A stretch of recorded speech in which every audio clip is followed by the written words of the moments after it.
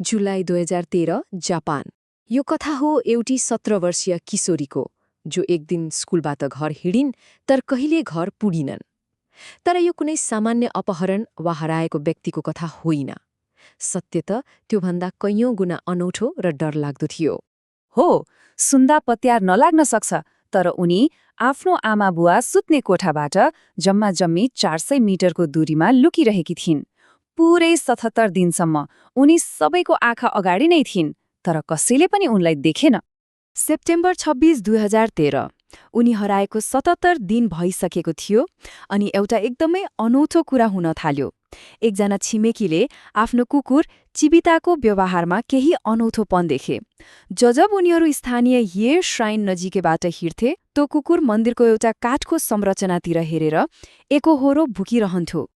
अन्तमा कुकुरको त्यो लगातारको व्यवहारले गर्दा ती छिमेकीले काठको फल्याकको सानो चेपबाट भित्र चिहाएर हेरे अनि भित्र जे देखियो त्यो डरलाग्दो थियो। एउटा सानो कोठा जस्तो ठाउँमा एउटी केटीको आकृति थियो। शरीर हड्डी मात्र, लुगा मैलो र अझै पनि स्कुलको गर्मियामको युनिफर्ममै। उनी पुरै समय त्यही थिइन्, घरबाट केवल 400 मिटर टाढा। तर प्रश्न यो उठ्छ कि उनी त्यहाँ कसरी पुगिन्? र त्योभन्दा पनि ठूलो प्रश्न, किन? यी प्रश्नहरूको जवाब पाउनको लागि हामीले समयमा अलिकति पछाडि फर्कनुपर्छ। ल, त्यसो भए 77 दिन पछाडि फर्कौं। जुलाई 11, 2013 त्यो दिन सायका नाकागावाको जीवन कुनै पनि सामान्य हाई स्कुलकी छात्राको जस्तै थियो। दिउँसो उनले मिसाकी हाई स्कुलको गार्डनिङ क्लबमा आफ्नो काम सकिन्। दिउँसोको 3:15 उनी होनो स्टेशनको सुरक्षा क्यामेरामा कैद भइन्।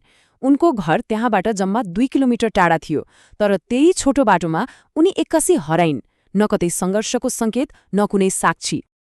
उनको हातमा स्कुल ब्याग र आफैले फलाएको राता गोलभेडाले भरिएको एउटा झोला थियो। यो सानो विवरणले त्यो दिन कति सामान्य थियो भन्ने देखाउँछ, तर त्यसपछि जे भयो त्यो कसैले सोचेको पनि थिएन। अब यो घटनाको सबैभन्दा अचम्म लाग्दो, भनौँ न सबैभन्दा खड्किने पाटोको कुरा गरौँ, उनको परिवारको प्रतिक्रिया। जब छोरी रातभर घर आइनन्, उनीहरूले तुरन्तै प्रहरीलाई खबर गरेनन्।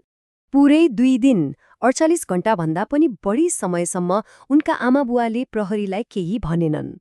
यो ढिलाइले गर्दा जे वा जो कोही संलग्न थियो त्यसलाई 2 दिनको पुरै समय मिल्यो। सोच्नुहोस् त, सामान्यतया के हुन्छ? छोरी घर नआएपछि आमाबुबा आत्तिन्छन्, तुरन्तै प्रहरीलाई खबर गर्छन्। तर यहाँ त्यस्तो भएन। उनीहरूले प्रहरीलाई बोलाउनुको साटो स्कुलमा फोन गरेर सायका अनुपस्थित छिन् भनेर जानकारी दिए। केही हल्लाहरू यस्ता पनि थिए कि उनीहरूको परिवार एउटा कडा धार्मिक समूहमा थियो, जसले गर्दा उनीहरू अधिकारीहरूलाई विश्वास गर्दैनथे। अब एकछिन सोचौं, त्यो सानो मन्दिरभित्र साइकाले के भोगिन् होला? आफ्नो घरबाट केही मिटरकै दूरीमा उनले भोगेको त्यो कहाली लाग्दो शारीरिक पीडाको कुरा गरौं। 1 दिन 2 दिन होइन, पुरै 77 दिन उनले त्यो काठको बाकस जस्तो ठाउँमा बिताइन्। कल्पना गर्नुहोस् त त्यो अवस्था।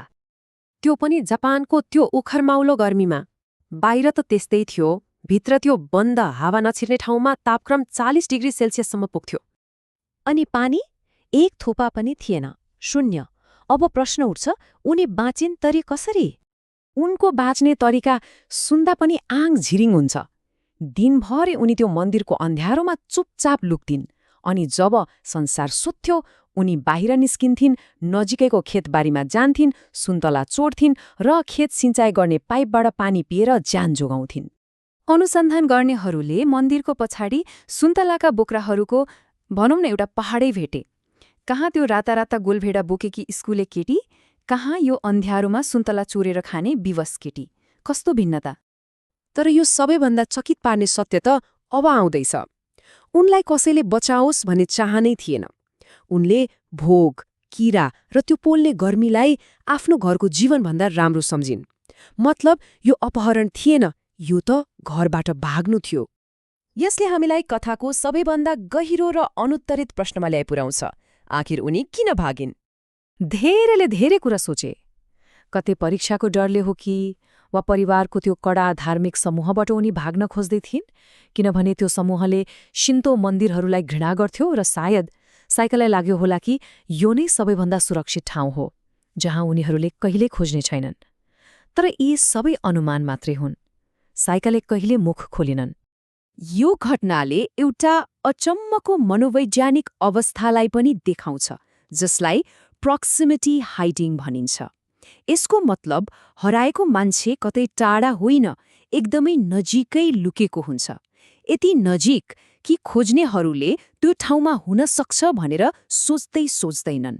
अन्तमा यो कथाले हामीलाई एउटै प्रश्नमा अल्झाइदिन्छ, सायाका नाकागावा आखिर केदेखि भागिरहेकी थिइन्?